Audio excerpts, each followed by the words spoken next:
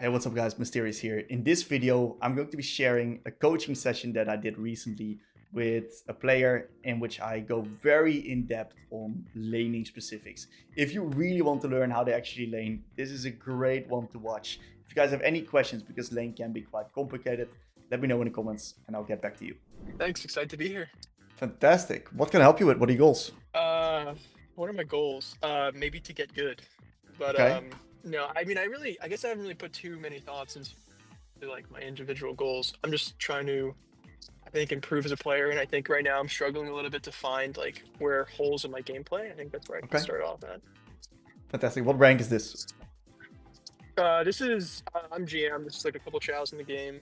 I think it's Okay. general GM chow. I think. Okay, cool. Beautiful. Why'd you bring me this vault? What are we gonna look at this one? This one, I wanted to look at. These are the kind of games where I'm a little bit confused because I feel like my team is having a bit of a harder time, and I am a player who super plays off of my team's tempo. I feel like I'm always there for plays, but when my team is like struggling a little bit, I find it difficult to force anything to happen. So I'm trying to find a play this game to like bring it back. Okay. That's good. Makes sense. And when it comes to your laning, how confident you're in laning? Oh, I mean, this varies dramatically. Okay. I would say I'm generally a pretty good laner, but I played against a really skilled challenger player the other day, and his micro was just so much better. So we'll see. Great. So since you're GM, I'm gonna go a little bit deeper on the lane. I'm not gonna go easy on you today, okay? Even though it's your first session. Fantastic. I love that. Great. Awesome. So what's the plan in this mage matchup? What do you want to do? Well, Orianna versus Syndra is one of my favorite matchups in the game. I think in this instance, I believe Orianna's a bit better here. Yep. Basically, I'm just trying to get to my merc treads. Okay. I'm trying to keep it kind of stable early because Nidalee Nautilus is a bit of a volatile matchup. I don't want to go too heavy on the trades. Okay. So I'm just trying to scale for the first base. Interesting. Why is that? I'm a little bit nervous that I get ganked early on and I get chunked out, and then they get super heavy prio in my enemy jungle. So I'm a little scary this game in general, also because people I'm playing against are very good. So that's a little bit of like a mental thing there too. Okay. Because that's very interesting, because I think in these type of situations, it's especially important for you to still play the way that you normally do. Because even if you get ganked, if you just lean well most of the time, you should actually be completely fine. And I think that the way that I want you to view it is getting ganked is good. Because if you get ganked, what's going to happen is that you're then going to draw pressure on the map. Which is going to massively help your team, not only by spotting the Nidalee, but also by delaying their clear. So counting tempo for a jungle. Yeah. So something kind of interesting happens regarding that right here. Okay. Yeah. Fantastic. So she has really great pathing in my opinion. Like this was because I saw her on red. And I feel like she pathed around the entire side and got a really great ganking, I think, here. And then something interesting happens after that, which we'll see. Okay, so I agree. The pathing is very interesting. But I think this is a play that actually, if we play better, shouldn't work. And let me elaborate why that's the case, okay? So there's a bunch of things I already want to go into. Let's start with this one. Let's start with warding windows. Now, we know that we got a nice level 1 ward onto the enemy raptors. That's great. We spot her right here. This is fantastic as well. We have a bit of a time here in the lane where we're lingering about and around. And what happens here while we're lingering about and around, this is actually a beautiful ward timer. Post wave 2, between wave 2 and 3, is our ward timer if we haven't gotten it out. So you have two options in this case. You can either ward up towards top side, on the side where your Lee Sin is clearing towards. Or what you can do is you can ward the raptors. But hey, in this case you already know she's on the raptors, so it doesn't make sense to ward there. So what I would do in this particular pocket is walk up into top side, place a nice little ward, not only defending Lee Sin's jungle, but also giving yourself an side to hover on. Yeah, that's true. I think my warding this game was pretty bad. I think I'm like super focused on the matchup. Right. But yeah, definitely need to be placing my wards better. Yeah. Exactly. So not only that, right? What we also have to note is that our leaning in this case is something that we have to jump on, because we see that Nidalee has red, so we have info that she's clearing towards top. Now Nidalee's a fast clearer, her clear is now gone. So what you have to understand is that this particular position what we want to do is we want to slowly start shifting into leaning towards bot side. And what happens is that eventually we get ourselves picked off in the center of the lane. And this is where you're vulnerable. Now, if you're standing more right there, right, not only do we spot her when she's coming around, but you're also just a lot less gankable, so you should probably not gank. You should probably go for Lee Sin's Raptors. So I think our warding and our leading can be improved. I think the number one most important thing to do is start with the warding. I think the fact that we missed the ward is a big red flag. Okay, there's some more stuff. All right, as I said, I'm not gonna go easy on you, brother. Let me have it, man. Give me a go. Come on. Good. So one thing that we really want to play in the control match versus control match matchup is priority. It's very important, and priority is gonna lead to us getting good particular positions in the lane in which we can take trades, because we want to have slow pushing wave states in these type of matchups. Very simple. We can create trading windows. We have lasted our minion, the enemy needs lasted their minion, then we can actually get into a position where we can easily harass them.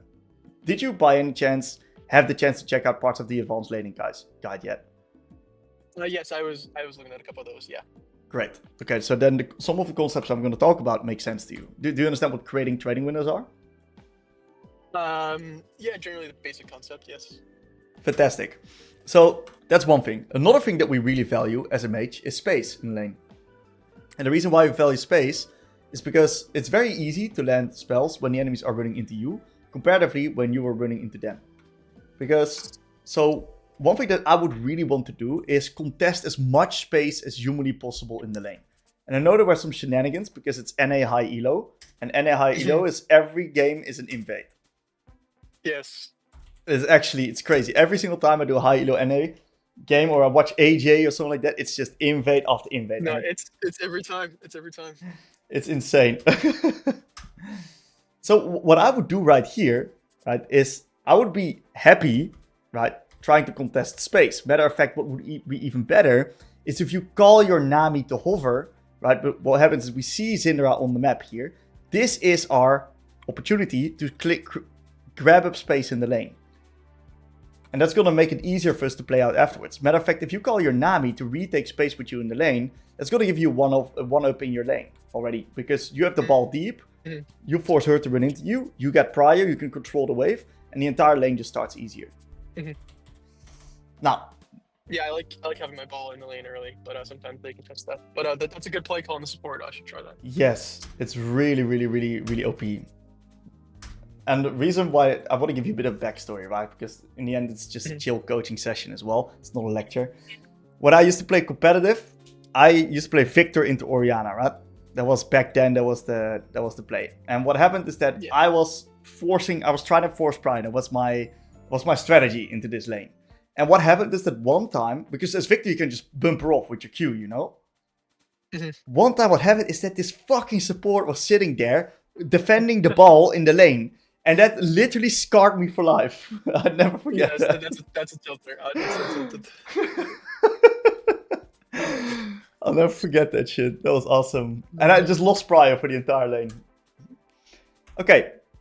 Few other things to note, right? Positioning in the lane. Want to stand outside of the wave because we don't want to get high value abilities onto the wave and onto us. So it's fine if she hits us. That's no problem at all. But you want to stand outside the wave so she doesn't hit the creeps. And that way you can get yourself a nice little bit of push. And I think your accuracy on the Q was really, really good. One thing I think we could do a little bit better is after this instance happened, I think we give too much space in the lane. We walk back while your cooldown is actually shorter than hers. Plus, not only that, she needs to auto-attack this minion before you need to auto-attack this one because the minions are targeting this one and it's lower. So I think what you can do is you can actually step forward and pressure her instead of walking back. You're giving too much space in the lane. One thing I'm a little bit concerned of doing that, I just don't want to get caught too far away from my ball because then I can't pick it up and she can probably dodge it. Do you think that's not really an issue if I position further down, like a little down to the right? I don't think so. Okay. No, I don't think so because I don't think your ball is in too problematic of a position here. I think if it's further here or here, you're in trouble. But this one's actually kind of close to the center of the lane. Yeah, you want to keep that in the center. Yeah, okay. Yeah, so I think this ball is completely fine. And you missed a few trading windows here.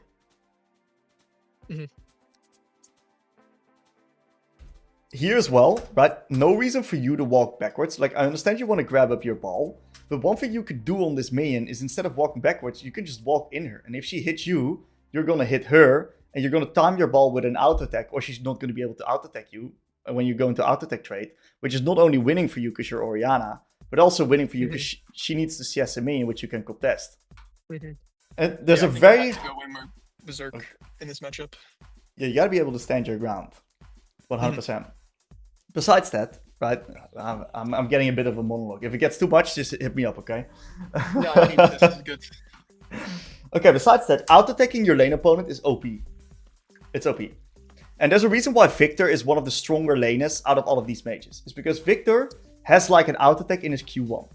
And what he can do is he can redirect minion aggro. So what Victor can do is he can grab up the push by dragging minions backwards in the lane. And redirecting aggro on top of him. So if Victor Qs you, he takes minion aggro, drags them back, easy for him to CS.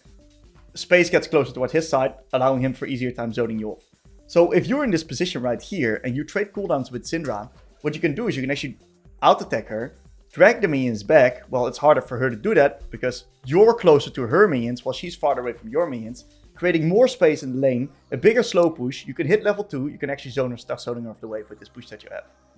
Make sense? You gotta consider that, dragging the minions. Okay, I think that's enough of my monologue here. I just want you to understand that there's a lot that we can, like, really fuck here. No, I appreciate it. I think before level 1, with under GM, or even like in middle GM, I really feel like it doesn't matter. As in, like, my opponent does not ever contest me really too much on the shove or like the proper way to play the lane. But I think I'm playing against a couple Chow players, and I feel like it does really matter. And I think that those pieces of information are really useful for me to start working into my game. 100%, man. 100%. Okay, let's take a look what happened after the gank. A bit on the receiving end right now. It's brutal, we don't have top prio. Yeah. Okay. Nice. Good QW. And this is the power of having the space in the lane, right? She needs to retake space. Really easy for you to land your spells. My CSing this game was a little bit subpar, I think. But that's just, I think some things I gotta pay off on. Yeah, I also think the reason that that's the case is also because of sometimes us respecting too much or not contesting space properly. If you don't contest space properly, you get in a position where you constantly need to run into minions to CS them. Look what you need to do. You need to run into them to CS them. And that's just awkward because that makes it easier for her to land her spells. Because the only way you're ever going to get the CS is if you walk in this direction. So it's very telegraphed for her. Should I be just something different in that instance? Or... Yes. So, you got a few options here, okay? In this case, she used the W. Now, this is really good. You just baited out a spell. With your cooldowns coming back up, this is absolutely fantastic for you. Plus, you got the wave in a beautiful position, slow pushing it into her side. You still got full pots, you still got a cookie. Once again, we can play a little bit more aggressive here in this particular situation. So I wouldn't be shy trying to contest a little bit of space. And I wouldn't walk all the way back to redirect my Q. Because worst case scenario, what we're going to do is we're going to do a bit of a different type of Q. In which that we send our Q and reposition it towards the center while CSing this minion. That's worst case scenario. Does it make sense? Yeah, that makes sense. That's, yeah. Okay. I might want to show you an example. But we'll keep this in mind. Okay. It's fine. We nuke the wave, we reset. I like the reset. We do not have a pot. That's fine. We just gotta play with intention. Great bait. The moment this happens, I would step up. Right here. Okay. Because this creep, after she uses her QE, giving her that one seems a bit crazy to me. I know you got no vision, but her not having E up and you having flash up, you're completely fine here. Whenever you're playing for Syndra, you're always dancing this tango with her. Right? You want to stay outside of the line with her ball. So whenever she pops her ball into the middle of the melees, which is what she'll do a lot, it's either you're going to heavy lean and run through there, or you're going to try to contest her on the same side. decent reset here. We still don't have refill. That's okay. But it means that we just got to be very intentional with our resets and our trades. Lane's getting to the point where it's kind of clearing waves right now. Nice little trade. Beautiful stuff. Looks like we get the Drake. Syndra roams top. Can't really stop that. Don't think we have enough info here, do we? Maybe we do. That he's going. Yeah, there's a little bit of a weird instance. Lee Sin's pulling Dragon. I feel like it's kind of fine for us. Yeah. I feel like there's a chance that Italy could be choosing something, but I feel like we're pretty chilling here. Yeah, that's right. I'm just looking at this wave right here because I think that this wave, if we really want to optimize it, there's a way to play this wave a lot better. Because what we see is that Italy actually clears out into topside and they're not contesting this dragon right now. And that's immense information for us. Because that can completely alter the way that we play this wave here.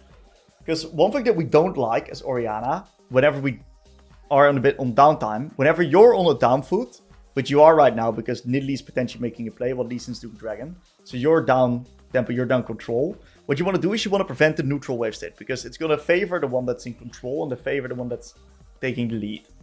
And because you don't have enough pressure to contest, a neutral wave state isn't good for you. So the way we want to think about that is if by using that piece of bit of information, we want to alter the way we play this wave. And it's pretty hard for us to recognize that without that piece of information. But first of all, what we can do is we can hold 1 minion. We can hold 1 minion outside of a turret, making the wave stack up right here instead of in the center, turning your next wave state closer towards you into a slow push into the enemy team, forcing this Syndra under more threat than you, also allowing it easier for you to contest the wave state. Now, another solution is by not hitting this wave at all under turret.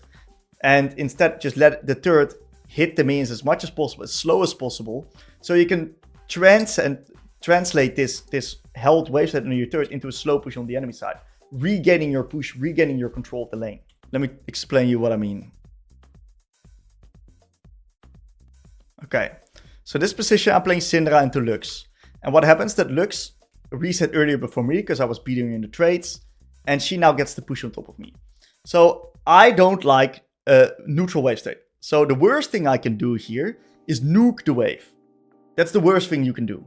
What I want to do is I want my wave to start pushing into her again. So I'm stalling these tower shots as much as possible. I'm really, really slow maximizing tower shots here. And guess what happens, right? My wave now stacks up closer towards my side. And guess where the wave now is? Making it so easy for me to contest without being under threat. Instantly allowing me to pressure her because I got more pockets in the lane to play upon. And allowing me for easier access to these minions. Well, it's harder for her to step up. Then I look for high valuability. And suddenly I turn this push cycle that she could have onto me into a pushing wave state onto her. And that puts me in a position right now where I'm in full control. So I turn it around. It seems like from this that it's always best not to have a neutral wave state. Like you always want to be like having some sort of push going. I'm trying to think of instances where it's better to do what I've done, where I insta clear the wave. Besides, good question. Insta reset. Because I feel like that's always a good way to get tempo. Yes, that's right. That's right. Look, if there's something happening on the map, of course you gotta insta reset. And some champs are happy with neutral, by the way. Matter of fact, you're really happy with neutral if you're in a winning position. So what I hope that she does right now is I hope she nukes the wave.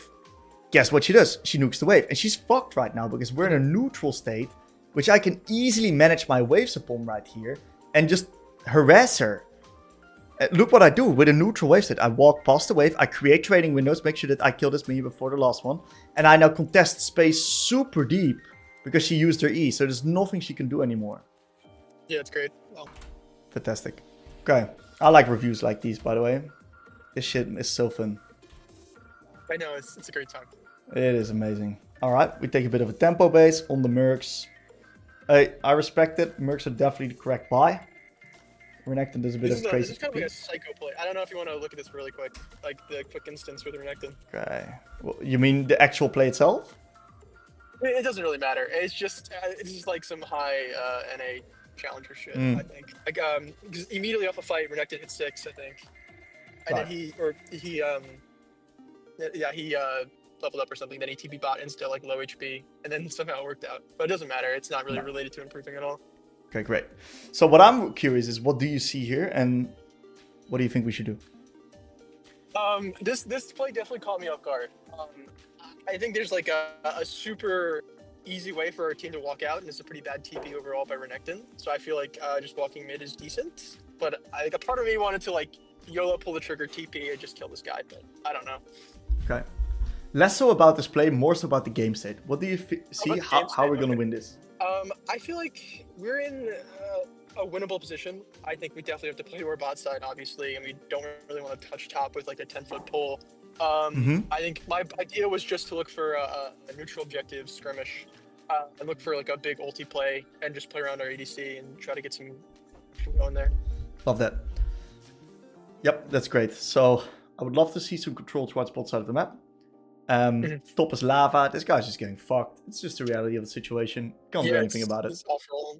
It's tough for him. Yep. And one thing I really want you to note is you got a specific team composition. You got AP Cock, Orianna, Nami.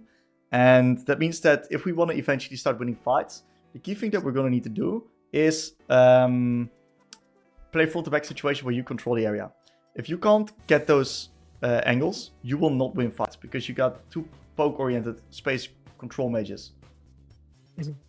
Okay, I like how you stay mid. Contest this wave. Deep. Potentially we can cross-map into bot right now with Lee Sin, dive them. Yeah, I think it was just Nautilus there, which was kind of weird. Okay, that's fine. Cock got the reset. I do see that you're positioning sometimes too close to the wave. I really want you to be like standing more outside of it. I really want you to keep this tango in mind. And it's okay to heavy lean down, by the way. It's okay to completely trade sides of the map like that. You're fine with that. Yeah, I think a lot of the times I'm like trying to hit my Q into the melees, but I got to consider the matchup in this instance. So. Yep. and usually general control mages like Xerath, Syndra, Wei, gotta stand that far outside of the wave. Okay, I would have never warded top side. I would always keep my ward to bot side. Okay. Yep. And we gotta start diving bot. Look, the fact that Syndra has the ability to move the way that she's doing, because she's winning the trades, is just a problem. Because she's defending the bot play, and in the meantime, you guys are getting destroyed on top. So you guys aren't getting enough done on your strong side. Basically, giving the enemies advantages. Yeah, can we go back a little bit? I just want to see I think that was the instance where I had to set up a dive bot. So they're bringing two top. I think I changed the game here if I go bot here. Before. You mean here? What do you mean? Yeah, when they're I'm trying to find the I was remembering a point in the game where I was trying to set up a dive bot. I don't know why I didn't pull the trigger. I think I just couldn't manage the prio. I'm trying to remember why. Oh no, never mind. It's fine. Look, the biggest thing I want to note, right? The yeah. number one most important thing I'm seeing is that you lose control of the lane too much. Because you start losing out on these trades, and that leads to Syndra having the control. Look, you're now forced to reset. She's in control of the lane. You're resetting. She nukes the wave. You're responding. She responds to the bot dive because you don't have TP, and you're not the one playing with this dive because you were forced to reset earlier, not being able to properly sync up tempo with your team. So the fact that your lane just barely wasn't good enough leads to all of these plays just barely not working out in your advantage, but rather towards the enemies. See where ult is at. Yeah, about that. Just a little, try to level up ability and, Oh, fuck me. That's so unlucky. I know, it's the worst time. I haven't done that in, years, man. That's I don't okay. think I've, ever done that shit. It's okay, it happens. Yeah, that happens. That's fine, dude. That's so whatever. I feel for you, that one. That's just unlucky. Yeah. Okay. So we want to swap up the lane assignments real soon. Okay. Yeah, I think I swap with Cassante here because it's not much time. Fascinating. Why do you swap with Cassante? This was more him wanting to swap. It wasn't really ideal for me. I realized that. He pinged it. I didn't really want to question him though. I feel like it was not the worst thing in the world to go top. You're not questioning your 0-5 Cassante. Yes, but it's Palafox. I know, guys. This guy's a former pro, and he's got to do Who is this? something that I don't. It's Who's this? Palafox. Palafox, isn't he still playing? Is he still playing? I don't know. I don't watch NA LCS anymore. Okay. Yeah, so the reality is that you gotta be very intentional at this particular point in the game about where you want to be playing. And also which side lanes you're going to be matching up. So number one, right, we have to understand this. Can we contest the next neutral objective? Fuck no, we're not strong enough. This Herald is not playable. So what we got to recognize is that we don't want to play for this Herald for shit. We need to trade for bot turret. We're going to put us on the strong side because we cannot be on the weak side. Plus, we want to get the resources while we're remotely strong. This guy is going to be a piece of shit right now. So we're going to go to bot. We're going to let Lee Sin clear to bot. And while the enemies are doing the Rift Herald, we're going to try to get control of this bot turret, get the turret dropping so we can get at least a pushing side lane. Yeah. So I just pick him off next time. Well, I think because that... you got to play for the win con. Matter of fact, I actually think that this is the position where you got to insta-move bot already instead of moving mid. Because this is Krogman's wave. Yeah. Yeah. So let me elaborate what I mean with that, okay? Mr. Example here today. Okay, so in this game, I'm playing with Lucian. And Lucian is fucking popping off. So what happens here is that they get a bit of a dive on bot. They make a fantastic play. ESO. And what happens is that Lucian's resetting. I'm overstaying on his wave. Now what happens is that Lucian comes mid, but I nuke the wave. I delay tempo. I'm too slow right now by a wave. I can't take over top lane right now. Plus, I take this guy's wave. So this guy is saying to me, yo, brother, you're taking my wave. Brother, you're taking my wave here. And it's true, because this is his wave. And I should reset and play for a different wave. Because he's opening up mid and he's doing really well. But yeah, so the main thing you have to understand is if you're behind, you need a pushing side. If you can't get a pushing side, you're fucked. Because you gotta create man advantages whenever you're behind. And what we're happening right now is we're versing off against Renekton, which we can't verse because we have boots and this guy's too strong. This guy's versing off against Syndra, which we can't win. So we have double losing side right now, which means that we're just gonna bleed out the game. Disaster lane assignments. Yeah, things are grim at this point, I think. It's still winnable though, but I think the lane assignments are actually is huge because we cannot. You're right. I didn't even consider that how you cannot establish anything on the map when we have two losing silence. Yeah, you're fucked. You're getting fucked everywhere. You can't do anything here. You're just responding. And if you're responding when behind like that, what's going to happen is that unless the enemies majorly mess up, you're not going to be in a position where you can create your own favorable positions. Because of the fact that you're never creating man advantages. And if you're always playing 5v5 while down on items, you're just playing into the odds of the enemies. So the trick is really put yourself on the right place of the map where you can trade. And then ask your jungle to hover you so you can get that pushing wave state. Okay. Let's see if I got another example for you here. Okay. Good. So, the reality of this game here is that we are getting slaughtered. We're absolutely getting slaughtered. Now, if we're just going to have two bad lane assignments right now, what's going to happen is that we're going to be in a position where we will automatically lose. Okay? The reality is, I can't really get pry onto Gwen, unfortunately, because of her mercs and because of the fact that it's so easy for her to just kill me. Aurora can get pry onto Gwen. Aurora can't get pry onto Yasuo because of how Yasuo interacts with Aurora, her Q ability. Now, the most important thing that I want to do here in this case is I want to create a pushing wave state. If I don't create a pushing wave state, I'm basically screwing myself over. So Dragon's coming up. I'm happy to give Dragon here. For whatever happens, right? Happy to give Dragon. I want to cross map and push as deep as I can, forcing enemies to respond. Now that's exactly what happens here. I force them to respond. Now, of course, I'm Talia and I can do some creative stuff. So I ult out. But what happens right now is that we're creating this chaos. We're creating positions where the enemies are, where they can fuck up because they're not constantly in control. They're forcing to respond to waves. We can get control of an area. Viego makes a mistake. We get a big shutdown on Mundo. And because our team is now constantly fighting a man advantage up fight, we're getting back into the game. We have picks. We get the Atacon. And guess what? We're suddenly in a position where we are in control. And later down the line, we win. And even though I've got 10 deaths power spike, I play with this mindset of forcing enemies to respond, dragging them around the map, creating opportunities for our team. Yeah, That was a psycho play, by the way. The Talia ulti. It was. Yeah, It that's was great. psycho. Yeah, I see that. Okay, that's huge actually. Yeah. Yes. I want to show some more, but I think you understand, right? Yeah, that's a key concept I didn't even consider until now. Fantastic. Honestly, I think we covered a shit ton today. I think it's a good time to end it off here. Yeah, I think I got a lot here. And this is all recorded, right? I can go over this. Or... Absolutely. I'll record it. Let's go. Fantastic. Yes. Yeah, it's good to give it another watch, of course, because there's so much stuff in here. Oh yeah, this is great. I'm gonna be feasted on this for a while. Fantastic. So when it comes to the key things that I would want you to look for, right, is I think we really got to bolster up our laning. Specifically the early lane, I want you to be more active on space control in the lane. You gotta step up and push the enemies off. You gotta be willing to sometimes make it messy. You gotta show some balls in lane. And you're gonna probably int a bit.